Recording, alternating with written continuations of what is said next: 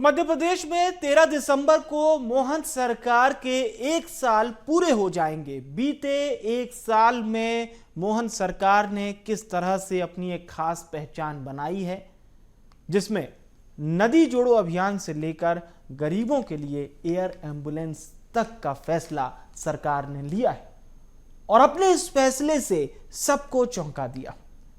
Online घर बैठे जमीन की रजिस्ट्री की सुविधा हो, जो कि मोहन सरकार की दूरदर्शिता को दिखाती है। सरकार के कई ऐसे फैसले हैं जो प्रदेश के लिए मील का पत्थर साबित हुए। इसी पर आधारित एक खास रिपोर्ट आपको दिखाने जा रहे हैं।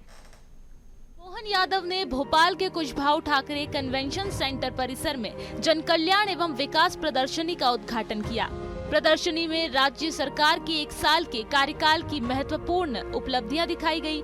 इस अवसर पर बीजेपी प्रदेश अध्यक्ष और सांसद विष्णुदत्त शर्मा, दोनों डिप्टी सीएम जगदीश देवड़ा और राजेंद्र प्रसाद शुक्ल मौजूद रहे। इस अवसर पर सीएम यादव ने कहा कि 3 नदियों पार्वती, काली सिंध, चंबल को जोड़ा जाएगा। यशस्वी प्रधानमंत्री भारत रत्न स्वर्गीय अटल बिहारी वाजपेयी जी ने तत्कालीन समय कहा था कि किसी भी देश को आगे बढ़ने के लिए उसके अपने उपलब्ध संसाधनों का बेहतर से बेहतर उपयोग होना चाहिए और ऐसे में जलराशि का उपयोग होना चाहिए। तो उन्होंने नदी जोड़ों की कल्पना दी थी और नदी जोड़ों के माध्यम से एक बड़ा विराट उनका अपना दर्शन था। सच मानो तो उस समय कई लोगों को लगा भी था कि ये संभव है क्या, ये तो प्रकृति जन्य है, ये कैसे हो सकता है। लेकिन इसी बात को यशस्वी प्रधानमंत्री श्रीमान नरेंद्र मोदी जी ने दोबारा जब हमारी मीटिंग ली और उन्होंने कहा कि मोहन जी ये बहुत अच्छा उम्दा आइडिया है, इस पर बढ़ना चाहिए और हमारे राज्यों के अंदर कतिपय कारणों से ये उलझते हैं मुद्दे बिना बात के, और ये जल तो अपने आप रोको, उपयोग करो, अच्छी बात है, अन्यथा उसका अपनी गति है, वो समुद्र से जो उनका नियत मिलन स्थल है वहां तक जाएगा, लेकिन लोगों की जिंदगी बदल सकता है। सीएम ने कहा कि 1980 के बाद से हम किसी भी सिंहस्थ में शिप्रा जी के जल से स्नान नहीं कर पाए। 2016 के कुंभ में हमने नर्मदा जी के जल से स्नान कराया, लेकिन अब हमने शिप्रा जी के पानी से ही स्नान करने के लिए योजना बनाई है। वर्षा जल को संग्रहित करके सरवर खेड़ी डैम के आधार पर शिप्रा जी का पानी संरक्षित करेंगे। हमने इसको गंभीरता से आगे लिया और रिजर्व फॉरेस्ट का जो इलाका था उसमें टनल बना करके और पूरे प्रोजेक्ट पे दोबारा 3-4 मीटिंग हमारे यहाँ की, और जो उसकी लागत, ये बात सही कि बड़ी लागत बढ़ रही है और केवल 10% राशि हमारी लगेगी उत्तर प्रदेश और मध्य प्रदेश की, बाकी 90,000 करोड़ की राशि भारत सरकार देने वाली। तो ऐसे में पहले जल शक्ति मंत्री गजेंद्र शेखावत जी थे, बाद में अभी पाटिल जी है, CR पाटिल जी के साथ हमारी 3-4 मीटिंग हुई। मुझे इस बात का संतोष है, न केवल हमने समस्या का समाधान किया बल्कि सीमित समय में उसके टेंडर लगा करके आज आपके बीच में डिस्क्लोज कर रहा हूं, यहीं से बात शुरू करूंगा। यशस्वी प्रधानमंत्री की मौजूदगी में अटल जी की जयंती के अवसर पर, अटल जी का जब 70वां वर्ष चलेगा तो हम ये उनकी जन्म जयंती के अवसर पर एक बड़ी सौगात प्रदेशवासियों को देंगे और देशवासियों के सामने अटल जी का वो स्वप्न साकार होते दुनिया में पहली बार दिखाई देगा कि नदी जोड़ों का हमारा अभियान प्रारंभ हुआ है, जिसमें उत्तर प्रदेश और मध्य प्रदेश के हमारे लगभग 11 जिले हैं। इसके अलावा पेयजल की सुविधा अलग मिलेगी। 25 तारीख के दिन माननीय मोदी जी ने इसमें आने की स्वीकृति दी है। हमारे लिए दोपहर 1 बजे इसका बड़ा भव्य आयोजन छतरपुर जिले में किया जाएगा। दूसरा एक उसके पहले का 20 साल से लगभग एक पार्वती, काली सिंध, चंबल, ये 3 नदियों का लिंक योजना का प्रस्ताव राजस्थान सरकार के साथ उलझा हुआ था। इसमें हाई कोर्ट, सुप्रीम कोर्ट, हमारे यहाँ से भी आपत्तियां थी, राजस्थान को भी कुछ मंजूर नहीं था। जो भी कुछ कारण रहे होंगे, कुछ हमारी विरोधी विचारधारा की सरकारें थी, परस्पर होने के कारण से अटका रही थी, लेकिन हम सब जानते हैं कि ये PKC योजना के तुरंत लागू होने से हमारा ये उत्तर पश्चिमी मध्य प्रदेश अर्थात श्योपुर से लगा करके आगर तक के ये जो हमारे 11 जिले हैं, शिवपुरी, गुना, श्योपुर, सीहोर, देवास, राजगढ़, उज्जैन, आगर, इंदौर, शाजापुर, मंदसौर, मुरैना, ये सारे जिले तीनों नदियों के जुड़ने से इनकी पूरी स्थिति बदलने वाली।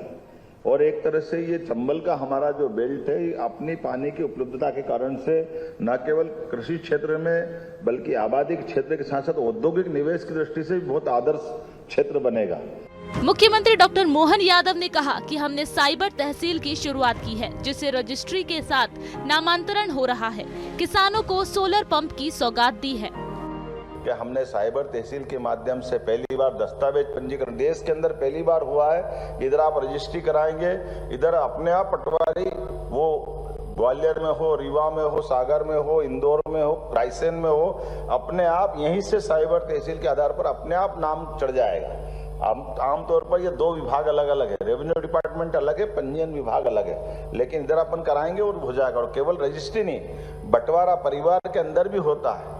संपत्ति का परिवार का बंटवारा होगा तो बंटवारे में भी सही तरीके से उसके खसरा खतौनी से लेकर के नक्शे के अंदर तरतीब कराने तक का सारा काम उसके अंदर होने वाला है। सीएम डॉक्टर मोहन यादव ने कहा कि मध्य प्रदेश के विश्वविद्यालय में कुलगुरु को पहले कुलपति कहते थे। ऐसे में जब महिला कुलपति बन जाती है तो नाम को लेकर बड़ी समस्या रहती थी। हमने कुलपति को कुलगुरु किया। वो मैंने सुना था एक बार, इंदौर में मैं था, हमारी एक प्रोफेसर वहाँ की कुलपति थी, उनके पति आए कि आपके कुलपति का मैं पति हूँ। थोड़ा मेरे को बड़ा ऐसा लगा कि ये क्या कैसी भाषा है, क्या बात है ये। तो मैंने उस समय तो कुछ नहीं बोला, आकर के फिर मैंने कहा देखा देश भर में क्या इसका निदान हो सकता है। तो ध्यान में आया कि महाराष्ट्र के लोग कुलपति को कुलगुरु कहते हैं। तो हमने कहा ये मॉडल हमारा यहाँ चलेगा। तो हमने संशोधन करके कुलपतियों को कुलगुरु कहा है। तो कुलगुरु करते ही हमारे लिए गुरु परंपरा, गुरु मतलब अंधकार से प्रकाश की ले जाने वाला मार्ग, उस परंपरा में हमने कुलगुरु करके, आपने ध्यान दिया होगा कि हमारे विश्वविद्यालय में निजी और सरकारी सभी विश्वविद्यालय में कुलगुरु कर दिया। सीएम यादव ने कहा कि रोजगार को लेकर हम रीजनल इंडस्ट्री कॉन्क्लेव के माध्यम से हम 2.5 लाख लोगों को नौकरियां देंगे। 4 लाख करोड़ के निवेश के साथ 3 लाख युवाओं को रोजगार के अवसर मिलेंगे। मैं आपकी जानकारी के लिए बता दूं कि रीवा में हमने आईटी पार्क का भूमि पूजन कर लिया है। 21 तारीख को उज्जैन का कर रहे हैं, इंदौर का हमारी 4थी बिल्डिंग आ रही है, 5वीं बिल्डिंग हमने अपने निजी क्षेत्र में प्रोत्साहन देने के लिए, और आदि हमारी जो सरकारी अर्धशासकीय योजना जैसे देवी अहिल्या यूनिवर्सिटी उसको भी परमिशन दे रहे हैं। सब सेक्टर में कोई निजी क्षेत्र में भी आए, आपके लिए भी जानकारी के लिए बता दूं, आप में से आपके माध्यम से कोई आईटी पार्क खोले, लगभग 1 करोड़ की लागत आपकी लगती तो 40 लाख रुपए आपको भी सब्सिडी मिलेगी। ये सरकार की योजनाओं के माध्यम से जितने लोगों को रोजगार मिल जाए, आईटी, एआई और साथ जितने हमारे इंजीनियरिंग कॉलेज है आयुष विभाग के माध्यम से, इनकी भी उन्नतीकरण की दिशा में उनका हम ये एक तरह से रोजगार परक बने, इस सेक्टर पे काम कर रहे हैं। सीएम मोहन यादव ने कहा कि युवाओं के लिए 55 जिलों में पीएम एक्सीलेंस कॉलेज शुरू किए गए। इन एक्सीलेंस कॉलेज में बहनों को 20 से 30 किलोमीटर ऑटो या स्कूटी से आना पड़ता था। हमने केवल 1 रुपए में हर पीएम एक्सीलेंस कॉलेज बस दी है। युवाओं के लिए excellence college, PM excellence college हमारी कल्पना जो नई शिक्षा नीति को लेकर है, 55 ही जिलों में पीएम एक्सीलेंस कॉलेज चालू कर दिए। और पीएम एक्सीलेंस कॉलेज में भी खास बात ये रखी है कि हमारी बहनों को, जैसे मैं अकेले उदाहरण देता हूं कि 20 किलोमीटर 30 किलोमीटर से कोई स्कूटी से आती, कोई ऑटो से आती है, भाई हमारा कोई गाड़ी मोटरसाइकिल आता है, केवल 1 रुपये रोज में, बजाय वो 50 रुपये 100 रुपये का पेट्रोल जलाए, हर पीएम एक्सीलेंस कॉलेज को बस हमने दी है।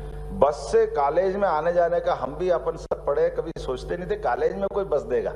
प्राइवेट किसी कॉलेज में देते तो मालूम नहीं, मैं तो सरकारी कॉलेज में पढ़ा हूं, तो कभी सपना रहता था कि सरकारी कॉलेज कोई अपने बच्चों को लाने ले जाना करेगा विद्यार्थी को। लेकिन मुझे संतोष है कि 55 ही जिलों में 55 पीएम एक्सीलेंस कॉलेज में हमने ये प्रबंधन किया है कि आने जाने के लिए हमारे विद्यार्थियों को उसकी लाभ मिले, उस आधार पर वो अपना इसका लाभ उठाएंगे। सीएम ने कहा कि लखपति दीदी योजना के तहत शहरी क्षेत्र की महिलाओं को सशक्त किया जाएगा।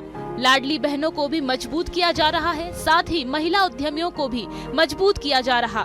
महिलाओं को मजबूत करने के लिए 35% आरक्षण दे रहे हैं। दीदी योजना में ड्रोन से किराए की बात तो कर ही रहे हैं ताकि समूह हमारा कमाए उसमें, लेकिन इसके अलावा शहरी क्षेत्र में ये जो रेडीमेड गारमेंट्स के इंडस्ट्रियों के बारे में 5,000 रुपया प्रति बहन को हम अपना उनको एक तरह से प्रोत्साहन राशि देते हुए 12,000 13,000 उनको जो अपनी मासिक रूप 8 घंटे की अपनी जो उनकी महीने की तनख्वाह है, इसके आधार पर 1,30,000 रुपया की बात कर रहे हैं। 1 लाख कुल मिलाकर के 30,000 से ऊपर निकलेगा। तो ये जो हमने कहा कि उनकी नारी सशक्तिकरण की दिशा में दोनों तरह से कि हर कोई अपने एग्रीकल्चर वाले तो एग्रीकल्चर में कर लेंगे, लेकिन शहरी क्षेत्र में भी। और इसी प्रकार से मैंने महिला यूनिट की बात भी कही है। एमएसएमई में बहनें खुद काम करें, हम उनको सबसे ज्यादा सब्सिडी दे रहे हैं। हमने कहा कि दस्तावेज पंजीकरण कराएं, उसमें उनको 50% की छूट दे रहे हैं। एक एक करके इन सारी योजनाओं में नारी सशक्तिकरण की दिशा में लाडली बहना से लेकर सुकन्या तक सारी योजनाएं बहनों के लिए। इधर से एक प्रश्न हो जाए। मेडिकल कॉलेजों की संख्या बढ़ाई गई है। प्रदेश में 51 मेडिकल कॉलेज खुलेंगे। आयुर्वेदिक कॉलेजों की संख्या बढ़ाई जा रही है। हमने ये आयुष डिपार्टमेंट से जोड़ करके जो नई शिक्षा नीति पे काम कर रहे हैं, तो नई शिक्षा नीति के माध्यम से ये जो स्क्रीनिंग होना है भविष्य में कि केवल हम अपने बेरोजगार बच्चे बनाते जाए, उनको 12th पास करके कॉलेज तक पहुंचाते जाए, इसके बजाय क्रिप्स से टेक्निकल यूनिवर्सिटी ला करके समान रूप से औद्योगिकरण की दिशा में भी काम कर रहे हैं। और ये जो स्किल युवा तैयार कर रहे हैं, जो हमारी प्राइमरी के बाद ही अलग अलग रुचि के हिसाब से अपने ढंग की लोग अपनी लाइन बनाएं, उनको रोजगार मिले, इस दिशा में काम करने के लिए हमने काम चालू किया है। इसलिए हमने अपने जो स्कूलों के आधार पर जो बड़े अभियान चल रहे हैं, उसमें रोजगार वाली बात जरूर जोड़ी। सीएम ने कहा कि एमपी में वन्य जीवों के लिए एक सुरक्षित एनवायरनमेंट बनाया जा रहा है। रातापानी टाइगर रिजर्व की सौगात मिली है।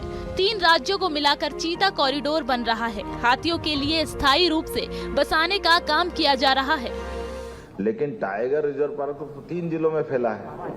हमारा रायसेन भी है, सीहोर भी है, भोपाल भी है, उधर नर्मदापुरम भी आ गया है। तो इसीलिए हम मेट्रोपॉलिटन सिटी पे जा रहे हैं कि ये हमको बड़ा सोचना पड़ेगा। और वो चूंकि शहर के अंदर इसलिए आ रहा है कि अंदर की जो उनकी मूल डाइट है, हिरणों के लिए घास के मैदान बनाना, अंदर काम होना, ये टाइगर रिजर्व पार्क बनते ही चालू हो रहा है। ये इसी के अभाव के कारण कष्ट बढ़ रहा है, मनुष्य और जानवर का संघर्ष बढ़ रहा है। इसके समाधान के लिए हमने टाइगर रिजर्व पार्क भी बनाया है। और ये थोड़ा बड़ा सोचते हुए, आपस में मिलाते हुए विकास का भी पूरा मॉडल बन रहा है। और केवल ग्वालियर, जबलपुर, इंदौर, भोपाल, ये सबको जोड़ करके 4-4 जिलों का प्लान बना रहा है ताकि शहरीकरण व्यवस्थित हो जाए। सीएम यादव ने कहा कि नई शिक्षा नीति पर काम कर रहे हैं। हम स्किल युवा तैयार कर रहे हैं। साथ ही मेट्रोपॉलिटन सिटी पर भी काम किया जा रहा है, जिनमें दिल्ली एनसीआर की तर्ज पर 4 जिलों को जोड़कर काम किया जा रहा है। Bureau report BSTV। तो उधर छत्तीसगढ़ में भी साय सरकार ने अपने 1 साल का कार्यकाल सफलतम पूरा कर लिया है। मुख्यमंत्री ने अपने 10 मंत्रियों के साथ रायपुर के न्यू सर्किट हाउस में एक प्रेस कॉन्फ्रेंस की और अपनी सरकार की तमाम उपलब्धियों को गिनाया। सीएम ने प्रधानमंत्री आवास योजना हो या महतारी वंदन योजना हो, उससे जुड़ी तमाम किताबें और कामकाज का एक रिपोर्ट कार्ड जारी किया। सरकार के 1 साल के तमाम महत्वपूर्ण फैसलों पर आधारित ये खास रिपोर्ट आप देखिए। मुख्यमंत्री विष्णुदेव साई ने कहा कि कांग्रेस की सरकार जब छत्तीसगढ़ में थी, प्रदेश में भरोसे का संकट आ गया था।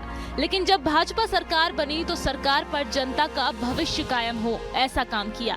हमने सुशासन का वादा किया था, हम इसे पूरा भी कर रहे हैं। 13 दिसंबर के दिन हमारी सरकार ने शपथ ली थी और इस 12 महीने में हमारी सरकार ने विकास के अनेकों आयाम स्थापित किए हैं और इस 1 साल को हमने विश्वास का साल घोषित किया है। और पिछली कांग्रेस की सरकार में जिस तरह से विश्वास का संकट था, आप लोगों के साथ पूरे प्रदेश को मालूम है। कांग्रेस की सरकार ने अपने जन घोषणा पत्र में किए लगभग सभी वादों से मुकरते हुए लोकतंत्र को ही भरोसे में डाल दिया था और छत्तीसगढ़ के साथ धोखा करने का काम किया था। ये एक बड़ी चुनौती थी और हम लोगों ने, हमारी सरकार ने पिछले 1 साल में इस विश्वास को कायम करने का प्रयास किया है। मुख्यमंत्री विष्णुदेव साई ने कहा कि हम महतारी वंदन योजना के जरिए 70 लाख महिलाओं तक पैसे पहुंचा रहे हैं। किसानों को आर्थिक सहायता दी जा रही है। मोदी की गारंटी में जो हम लोगों का वादा था कि धान का कटोरा इस छत्तीसगढ़ में जो अन्नदाता किसान हैं उनको धान का कीमत 3100 रुपया प्रति क्विंटल देंगे। वादा हमारी सरकार ने निभाया है। प्रति एकड़ 21 क्विंटल धान खरीदेंगे, वो वादा भी हमारी सरकार ने पूरा किया है। और 2 साल का बकाया बोनस जो कांग्रेस के जन घोषणा पत्र में भी था, लेकिन 5 साल तक उन्होंने जिक्र नहीं किया, तो 14 लाख किसानों का 3716 करोड़ रुपया बकाया बोनस जो था 2023 के दिसंबर 25 को, जिसको हम लोग सुशासन दिवस के रूप में मनाते हैं, जो भारत रत्न हमारे छत्तीसगढ़ के निर्माता श्रद्धेय अटल बिहारी वाजपेयी जी की भी जयंती है, उस दिन ये बकाया राशि देने का काम किए। उसी तरह से आज 70 लाख महिलाओं को प्रति महीना महतारी बंधन योजना में 1,000 रुपया उनके खाते में देने का काम कर रहे हैं। अभी तक 10 किस्त दे चुके हैं और कुल 6,530 करोड़ रुपया उनके खातों में महतारी बंधन योजना में भेजने का काम हमारी सरकार ने किया है। मुख्यमंत्री ने कहा कि 1 नवंबर 2025 को छत्तीसगढ़ रजत जयंती वर्ष में प्रवेश करेगा। साल 2028 तक सरकार ने ये संकल्प लिया है कि हम प्रदेश की जीडीपी को 10 लाख करोड़ तक पहुंचाने का काम करेंगे। अब 1 नवंबर 2025 अगले साल आएगा तो हम लोग रजत जयंती वर्ष में प्रवेश करेंगे और आने वाले 2028 तक हमारी सरकार का संकल्प है कि जो इस प्रदेश का जीडीपी है उसको 10 लाख करोड़ तक करने का है। सड़क के क्षेत्र में कुल 31,000 करोड़ रुपया की परियोजना 31,000 करोड़ रुपए का विकास काम स्वीकृत हुआ है और इस तरह से प्रदेश में सड़कों का ये नेटवर्क का जाल बिछेगा। उसी तरह से अनेक नई रेल लाइन की भी स्वीकृति पिछले 1 साल में मिली है। तो इस तरह से 1 साल में हर क्षेत्र में विकास करने का प्रयास इस सरकार ने किया है। हमारी सरकार ने नई उद्योग नीति 2014 इसका भी लॉन्च किया है और इसमें हमारे प्रदेश के युवाओं को स्वरोजगार मिले, इस पर विशेष ख्याल किया गया है। सूक्ष्म लघु और मध्यम उद्योग को रियायत देने पर भी नई उद्योग नीति में प्रावधान किए गए हैं और उद्योग नीति में अनुसूचित जाति, जनजाति, महिला उद्यमी, सेवानिवृत्त अग्निवीर, भूतपूर्व सैनिक, नक्सल प्रभावित, आत्मसमर्पित नक्सली और जो तृतीय लिंग के उद्यमी को विशेष प्रोत्साहन का प्रावधान नई उद्योग नीति में किए हैं। मुख्यमंत्री ने बताया कि 1 साल में 213 नक्सली मुठभेड़ में मारे गए हैं। 1700 से ज्यादा नक्सली या तो आत्मसमर्पण कर चुके हैं या उनकी गिरफ्तारी हुई है। डबल इंजन की सरकार की वजह से छत्तीसगढ़ से नक्सलवाद को खत्म करने की दिशा में हम आगे बढ़ रहे हैं और नक्सलवाद के साथ भी जिस तरह से हमारी सरकार मजबूती के साथ लड़ रही है, आज पूरे देश को मालूम है और माननीय हमारे देश के यशस्वी गृह मंत्री श्री अमित शाह जी मार्च 2026 तक ये नक्सलवाद को पूरे देश से समाप्त करने का संकल्प लिया है और उस दिशा में डबल इंजन की सरकार के कारण भी इस लड़ाई में हम लोगों को लाभ हो रहा है। अभी 1 साल के अंदर 213 नक्सलियों को मुठभेड़ में मार गिराए हैं और कुल 1750 नक्सली या तो आत्मसमर्पण किए हैं या उनकी गिरफ्तारी हुई है। और ऐसे क्षेत्रों में हम लोग नियत नेलानार योजना, ये गोंडी भाषा में है, इसका हिंदी अनुवाद है आपका अच्छा गांव, इसके माध्यम से सरकार की योजनाओं को पहुंचाने में वहां पर हम लोग सफल हो रहे हैं। लगातार सुरक्षा कैंप खुल रहे हैं और एक सुरक्षा कैंप खुलना मतलब सुरक्षा कैंप के 5 किलोमीटर रेडियस में जितने भी गांव आते हैं वहां सरकार की सुविधाओं को पहुंचाना। और अभी तक 1 वर्ष में 37 सुरक्षा कैंप खुल चुके हैं और 96 से ज्यादा गांव में नियत नीलानार योजना के माध्यम से वहां सड़क, बिजली, पानी, राशन कार्ड, वहां शिक्षा, चिकित्सा की व्यवस्था दुरुस्त कराने में हमारी सरकार सक्षम हुई है। सीएम ने कहा कि 68 लाख गरीब परिवारों को 5 साल तक मुफ्त राशन देने की योजना सरकार ने शुरू की है। प्रदेश में सुशासन स्थापित करने के लिए सुशासन और अभिसरण नाम से नया विभाग बनाया है। हमारे आदरणीय प्रधानमंत्री जी का भी ये वादा था चुनाव कैंपेनिंग के दौरान कि छत्तीसगढ़ में भारतीय जनता पार्टी की सरकार बनती है तो मुख्यमंत्री का पहला काम होगा कि जो पिछली सरकार में 18 लाख गरीब लोग प्रधानमंत्री आवास से वंचित हो गए हैं और उनका आवास स्वीकृत करना, मुझे बताते हुए गौरव हो रहा है कि 13 दिसंबर 2023 को सरकार शपथ ली और दूसरे ही दिन 14 दिसंबर को पहला कैबिनेट बुलाकर 18 लाख प्रधानमंत्री आवास की स्वीकृति कैबिनेट से हम लोग पास करा लिए और आज गौरव के साथ बता रहे हैं कि हम लोग गृह प्रवेश भी करा रहे हैं प्रधानमंत्री आवास का और लगातार स्वीकृति भी दे रहे हैं। उसी तरह से ये भी वादा था कि जो विशेषकर बस्तर और आपका सरगुजा संभाग है, वनवासियों की बाहुलता है, आदिवासियों की बाहुलता है और जो तेंदुपत्ता है जिसको हरा सोना कहते हैं, उनके आय का एक बड़ा जरिया है, तो उसका कीमत भी 4,000 से बढ़ाकर 5,500 प्रति मानक बोरा कर दिए और उनका पूरा पत्ती सरकार पिछले साल भी खरीदी है। नई शिक्षा नीति भी इस प्रदेश में लागू किए हैं जिसमें शिक्षा के साथ साथ उसको रोजगार परक की भी व्यवस्था है। अब ऐसी शिक्षा हम लोग नई शिक्षा नीति में दे रहे हैं कि उसमें रोजगार की भी शिक्षा दी जा रही है और उसी तरह से शिक्षा को आगे बढ़ाने के लिए राज्य नालंदा है, उसी तरह छत्तीसगढ़ के 13 नगरीय निकायों में हाईटेक लाइब्रेरी का निर्माण भी कर रहे हैं। आज 68 लाख गरीब परिवारों को 5 साल तक मुफ्त राशन देने की योजना भी हमारी सरकार ने शुरू की है और प्रदेश में सुशासन स्थापित करने के लिए सरकार में हम लोग सुशासन और अभिसरण नाम से एक नया विभाग का गठन भी किए हैं जिसके माध्यम से प्रयास हो रहा है कि जनता को, आम नागरिकों को छोटे छोटे कामों के लिए दफ्तर के चक्कर लगाना नहीं पड़े और छत्तीसगढ़ राज्य निर्माता पूर्व प्रधानमंत्री भारत रत्न अटल बिहारी वाजपेयी जो सुशासन का सपना हम लोग को दिखाए हैं उसको भी पूरा करने का प्रयास ये सरकार कर रही है और पुराणों में जिसे रामराज कहा गया है उसे ही हम लोग सुशासन कहते हैं।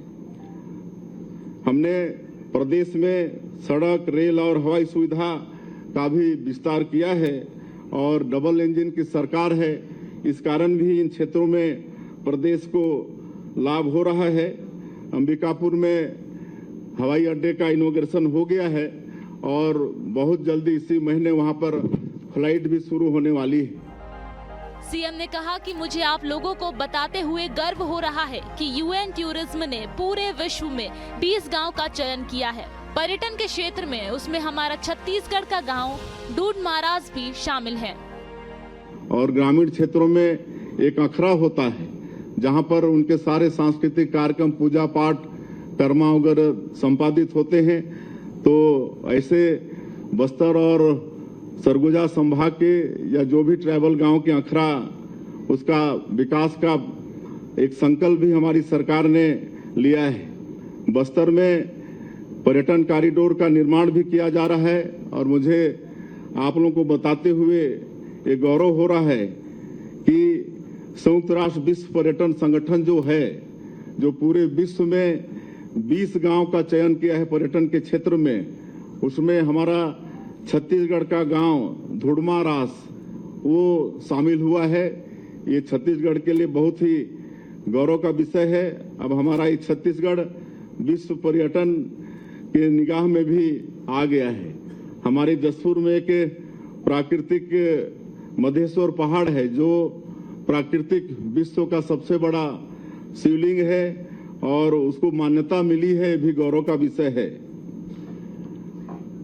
और भगवान राम से छत्तीसगढ़ का गहरा नाता है। माता कौशल्या का ये मैके है और भगवान राम जो हमारे भाचा हैं, अपने 14 साल के वनवास काल में से 10 साल हमारे छत्तीसगढ़ में गुजारे हैं। तो हमारी सरकार ने रामलला दर्शन योजना का भी शुभारंभ किया है और इसके तहत आज 20,000 से ज्यादा राम भक्त अयोध्या जाकर भगवान राम का दर्शन करके आ गए हैं। सीएम साई ने कहा कि रायपुर में जिस तरह का नालंदा परिसर है, इस तरह छत्तीसगढ़ के 13 नगरीय निकायों में हाईटेक लाइब्रेरी का निर्माण भी कर रहे हैं। Bureau report BSTV। तो हमारी ये खास रिपोर्ट आप देख रहे थे विष्णु सरकार का रिपोर्ट कार्ड। फिलहाल के लिए मुझे आने विवेक को दीजिए इजाजत। देखते रहिए BSTV। नमस्कार।